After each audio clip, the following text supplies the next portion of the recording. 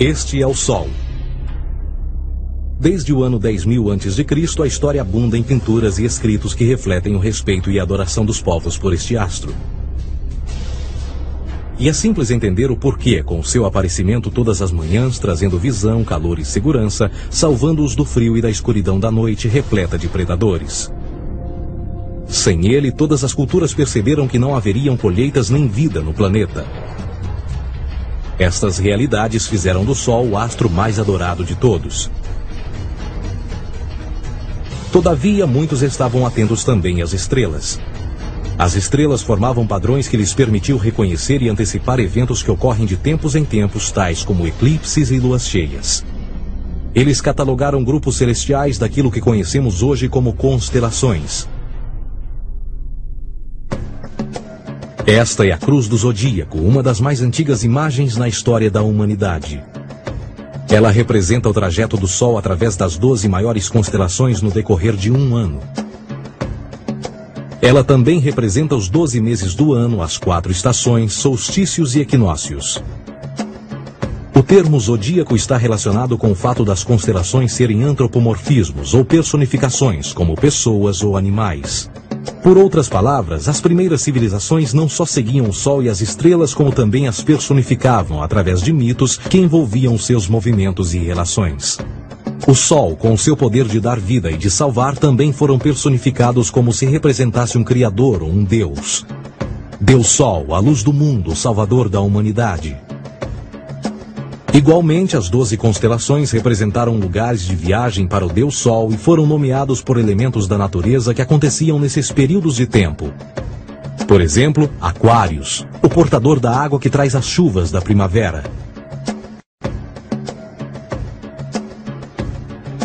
Este é Horus.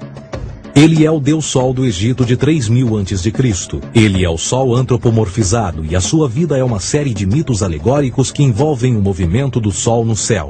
Dos antigos hieróglifos egípcios conheceu-se muito sobre esse Messias solar. Por exemplo, Horus, sendo o Sol, tinha como inimigo o Deus Sete, que era a personificação das trevas ou da noite. E metaforicamente falando, todas as manhãs Horus ganhava a batalha contra Sete. E no fim da tarde, Sete conquistava Horus e o enviava para o mundo das trevas. Será importante frisar que trevas versus luz ou bem versus mal tem sido uma dualidade mitológica onipresente que ainda hoje é usada em muitos níveis. No geral, a história de Horus é a seguinte. Horus nasceu em 25 de dezembro da Virgem Isis Mary. O seu nascimento foi acompanhado por uma estrela no oeste, que por sua vez foi seguida por 3 reis em busca do Salvador recém-nascido. Aos 12 anos era uma criança prodígio nos ensinamentos, e aos 30 anos ele foi batizado por uma figura conhecida por Anup, e assim começou o seu ministério. Horus teve 12 discípulos e viajou com eles, fazendo milagres tais como curar os enfermos e andar sobre as águas. Horus também era conhecido por vários nomes como a Verdade, a Luz, o Filho Adorado de Deus, o Bom Pastor, Cordeiro de Deus, entre muitos outros. Depois de ter sido traído por Tifão, Horus foi crucificado, enterrado por 3 dias e então ressuscitou. Estes atributos de Horus, originais ou não, parecem influenciar várias culturas mundiais e muitos outros deuses encontrados com a mesma estrutura mitológica. Atis da Firígia nasceu da Virgem Nana em 25 de dezembro. Crucificado, foi posto na tumba e 3 dias depois ressuscitou. Krishna, da Índia, nasceu da Virgem Davaki com uma estrela no ocidente assinalando sua chegada, fez milagres juntamente com seus discípulos e após sua morte ressuscita. Dionísio da Grécia nasceu de uma virgem em 25 de dezembro. Foi um professor peregrino que praticou milagres como transformar água em vinho e é referenciado como Rei dos Reis, Filho unigênito de Deus, o início e o fim, entre muitas outras coisas, e após sua morte ressuscitou. Mitra da Pérsia nasceu de uma virgem em 25 de dezembro. Ele teve 12 discípulos e fazia milagres. E após sua morte foi enterrado por 3 dias e então ressuscitou. Ele também foi chamado de a Verdade, a Luz, entre outros. Curiosamente, o dia sagrado de adoração a Mitra era um domingo. O que importa salientar é que existiram inúmeros salvadores em diferentes períodos em diversos lugares da Terra que preenchem essas mesmas características. A pergunta que não quer calar: o porquê desses atributos? Por que o nascimento de uma virgem em 25 de dezembro? Por que a morte e a ressurreição após 3 dias? Por que os 12 discípulos ou seguidores? Para descobrirmos, vamos examinar o mais recente dos Messias solares. Jesus Cristo nasceu em 25 de dezembro em Belém. Ao nascer foi anunciado por uma estrela no ocidente que seria seguida por 3 reis magos para encontrar e adorar um novo Salvador. Tornou-se pregador aos 12 anos. Aos 30 anos foi batizado por João Batista e então iniciou seu ministério.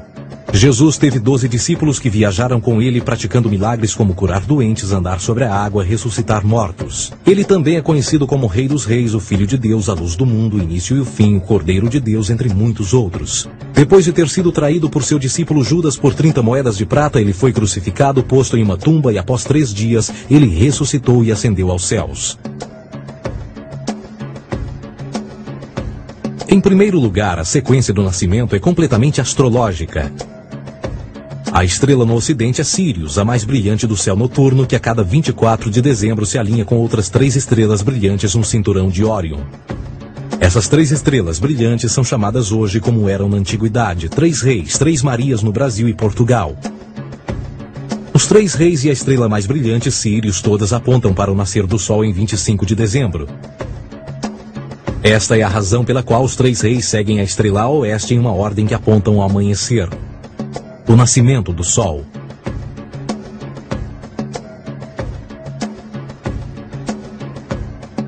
A Virgem Maria é a constelação de Virgo, também conhecida como Virgo, a Virgem. Virgo em latim significa virgem. Virgo também é conhecida como a casa do pão. E a representação de Virgo é uma virgem segurando um feixe de espigas de trigo. Esta casa do pão e o seu símbolo das espigas de trigo representa agosto e setembro, a época das colheitas. Por sua vez, Belém é a tradução ao pé da letra de a casa do pão. Belém também é a referência à constelação de Virgem, um lugar no céu, não na terra. Existe outro fenômeno muito interessante que ocorre em 25 de dezembro, é o solstício de inverno. Do solstício de verão ao solstício de inverno, os dias se tornam mais curtos e frios. Da perspectiva de quem está no hemisfério norte, o sol parece se mover para o sul, ficar menor e mais fraco. O encurtamento dos dias e o fim das colheitas conforme se aproxima o solstício de inverno, simbolizando o processo de morte. Era a morte do sol. Pelo 22º dia de dezembro, o falecimento estava completamente realizado e faz com que atinja seu ponto mais baixo no céu. Aqui algo curioso acontece. O sol para de se mover por 3 dias. Durante estes 3 dias, o sol fica pelas redondezas da constelação do Cruzeiro do Sul, ou Alfa Crucis.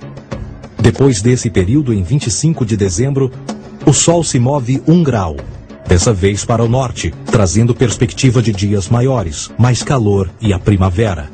E assim se diz: o sol morreu na cruz, ficou morto por 3 dias, apenas para ressuscitar ou nascer mais uma vez. Esta é a razão pela qual Jesus e muitos outros deuses solares compartilham da ideia de crucificação, morte por 3 dias e o conceito da ressurreição.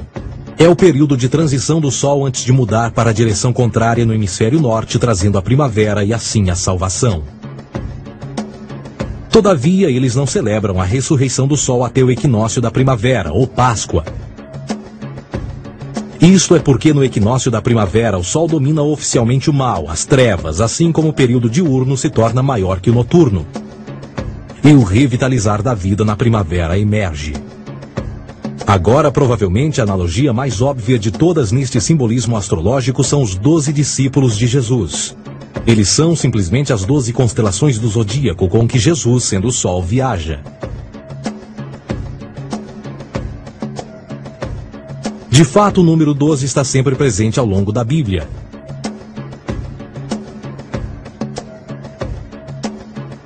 Voltando à cruz do zodíaco, o elemento figurativo da vida é o Sol. Isto não é uma mera representação artística ou ferramenta para seguir os movimentos do Sol. Era também um símbolo espiritual pagão. Uma logografia similar a isto. Isto não é um símbolo do cristianismo. É uma adaptação pagã da cruz do zodíaco.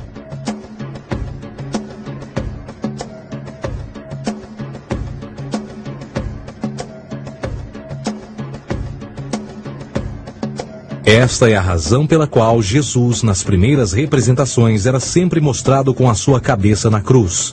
Jesus é o Sol, Filho de Deus, a luz do mundo. O Salvador a erguer-se, que renascerá, assim como o sol faz todas as manhãs. A glória de Deus que defende contra a força das trevas. Assim como renasce a cada manhã, e que pode ser visto através das nuvens, lá em cima nos céus, com a sua coroa de espinhos ou os raios de sol.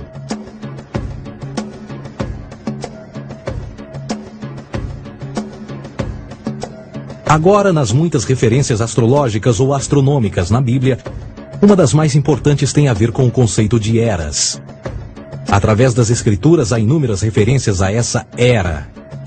Para compreender isto, precisamos primeiro estar familiarizados com o fenômeno da precessão dos equinócios.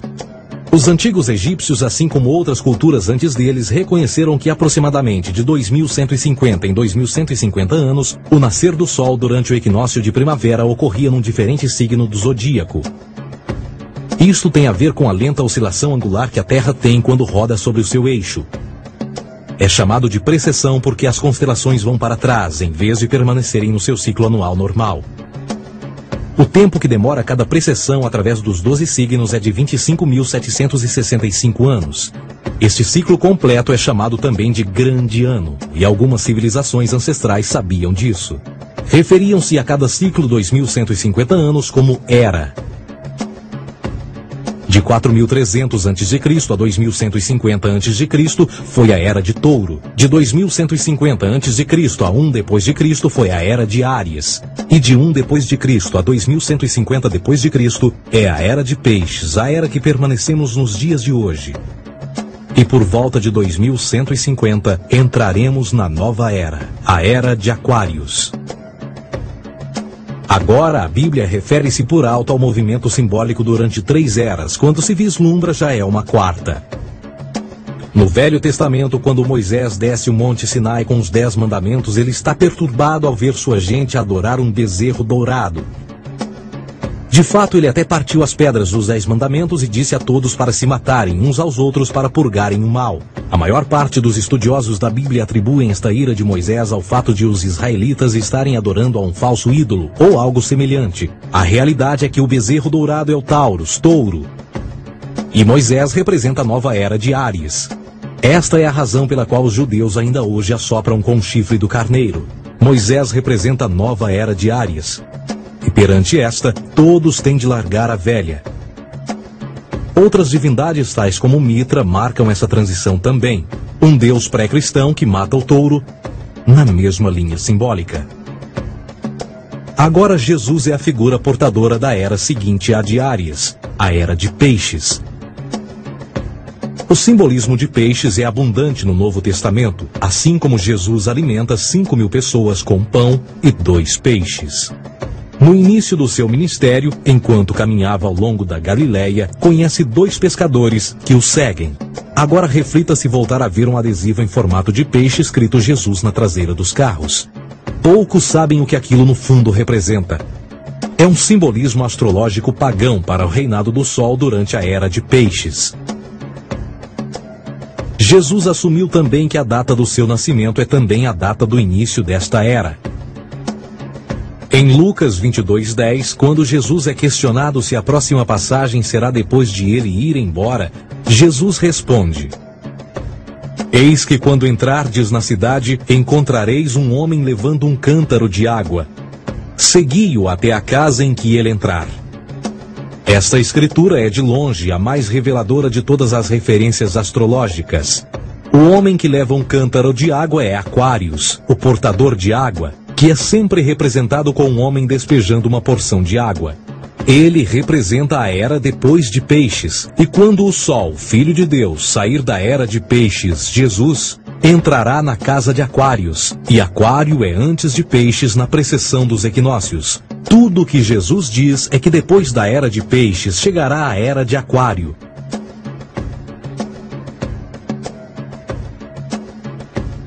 Agora todos já ouvimos falar sobre o fim do mundo.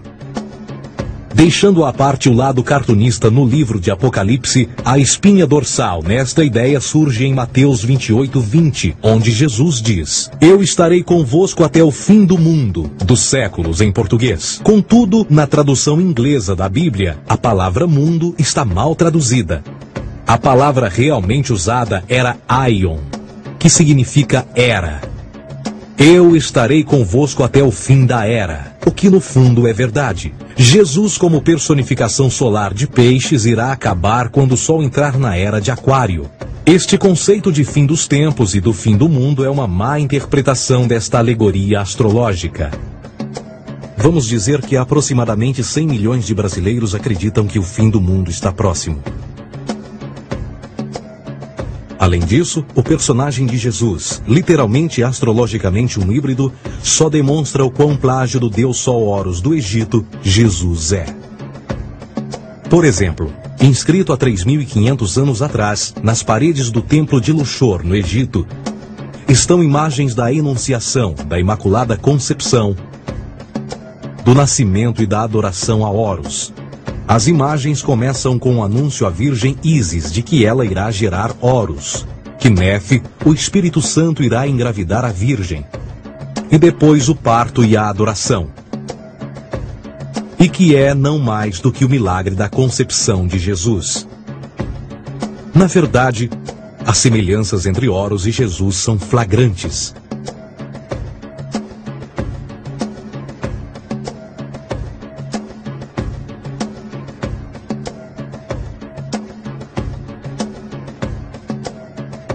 E o plágio continua. A história de Noé e da sua arca é tirada diretamente das tradições. O conceito de dilúvio é presente em todas as antigas civilizações, em mais de 200 diferentes citações em diferentes períodos e tempos. Contudo, não será preciso ir muito além da fonte pré-cristã para encontrar a epopeia de Gilgamesh, escrita em 2600 a.C. Esta história fala sobre grandes inundações ordenadas por Deus, uma arca com animais salvos e até mesmo o libertário retornar da pomba, entram em concordância com a história bíblica, entre muitas outras semelhanças.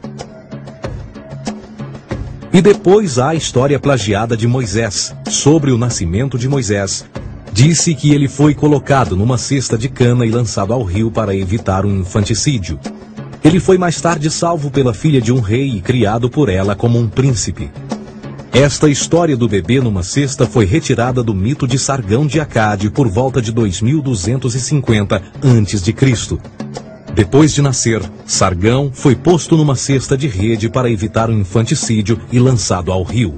Foi depois salvo e criado por Aqui, uma esposa da realeza Acádia. Além disso, Moisés é conhecido como legislador, portador dos 10 mandamentos e da lei mosaica. Contudo, a ideia de a lei ser passada de um deus para um profeta numa montanha é também antiga. Moisés é somente um legislador numa longa linha de legisladores na história mitológica. Na Índia, Manou foi o grande legislador. Na ilha de Creta, Minos ascendeu ao monte Ida, onde Zeus lhe deu as leis sagradas. Enquanto que no Egito, Moisés tinha nas suas pedras tudo o que Deus lhe disse.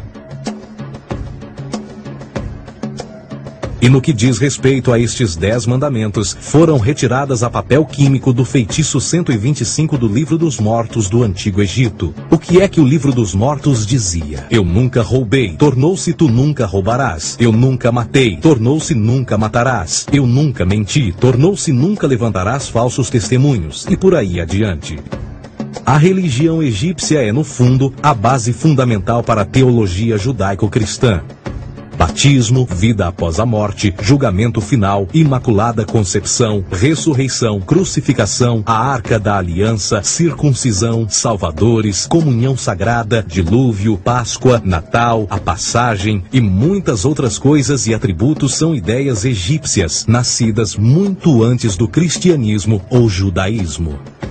Justin Martyr, um dos primeiros historiadores e defensores cristãos, escreveu: Quando nós, cristãos, dizemos que Jesus Cristo, nosso Mestre, foi produzido sem união sexual, morreu e ressuscitou e ascendeu aos céus, nós não propomos nada de muito diferente do que aqueles que propõem e acreditam tal como nós, nos filhos de Júpiter. Numa escrita diferente, Justin Martyr diz: ele nasceu de uma virgem. Aceite isto em comum com o que você acredita dos Perseus. É óbvio que Justin e outros cristãos cedo souberam como o cristianismo era semelhante a outras religiões pagãs. Contudo, Justin tinha uma solução. Para além de tudo o que sabemos, o diabo era em quem mandava. O diabo teve a ambição de chegar primeiro que o Cristo e criou essas características para o mundo pagão.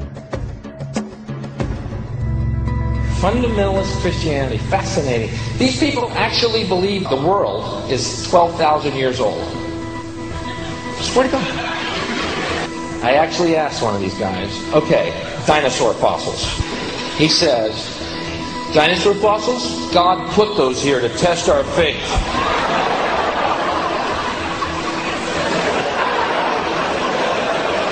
I think God put you here to test my faith, dude.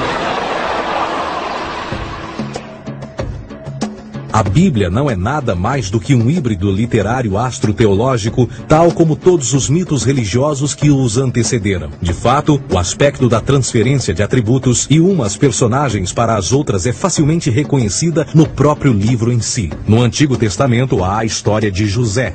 José era um protótipo de Jesus. José nasceu de um milagre. Jesus nasceu de um milagre. José tinha 12 irmãos, Jesus tinha 12 discípulos. José foi vendido por 20 pratas, Jesus foi vendido por 30 pratas. Irmão Judá sugere a venda de José. O discípulo Judas sugere a venda de Jesus. José começa os seus trabalhos aos 30, Jesus começa aos 30 também. Os paralelismos continuam. Além disso, haverá algum registro não bíblico da existência de mais alguém chamado Jesus, filho de Maria, que viajou com 12 seguidores e curou pessoas? Existiram muitos historiadores que viveram no Mediterrâneo durante esse mesmo período e até mesmo após a presumível morte de Jesus. Quantos desses historiadores fizeram relatos sobre a sua figura? Nenhum. Porém, para sermos justos, não significa que os defensores da existência de Jesus nunca tenham reclamado o contrário. São particularmente 4 referidos como pioneiros sobre a teoria da existência de Jesus: Plínio o Jovem, Suetônio e Tácito. Cada uma das suas máximas consiste apenas em algumas frases em que, na melhor das hipóteses, se refere a Christus ou Cristo, e que na realidade não é um nome, mas sim uma titulação. A 4ª fonte é Joséfo, cujos documentos ficou provado terem sido falsificados séculos atrás e, para infortúnio da humanidade, por muitos ainda visto como verdadeiros. Poderá alguém ter se aproveitado das ideias renascer dos mortos, a ascensão ao reino dos céus e a prática de milagres e que a partir daí tenha começado a surgir nos registros históricos? Não, porque uma vez pesadas as evidências, há grandes probabilidades da figura conhecida como Jesus nunca sequer ter existido.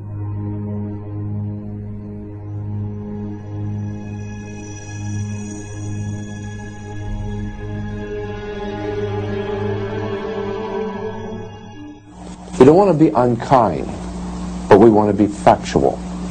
We don't want to cause hurt feelings, but we want to be academically correct in what we understand and know to be true. Christianity just is not based on truth. We find that Christianity was in fact nothing more than a Roman story, developed politically. A realidade consiste em que Jesus foi a divindade solar do setor gnosticista cristão e, tal como outros deuses pagãos, era uma figura mítica. Foi sempre o poder político que procurou monopolizar a figura de Jesus para controle social.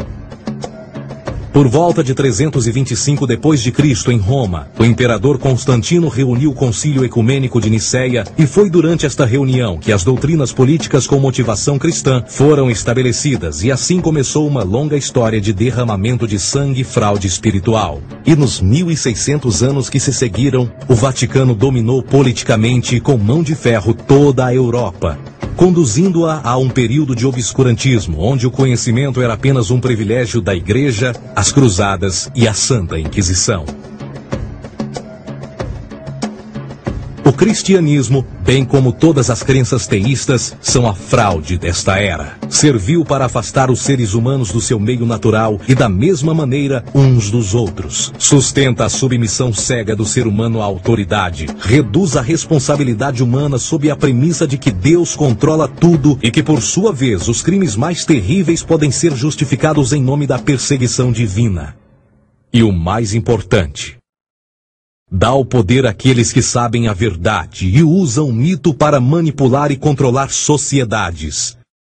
O mito religioso é o mais poderoso dispositivo já criado e serve como base psicológica para que outros mitos floresçam ou justifiquem.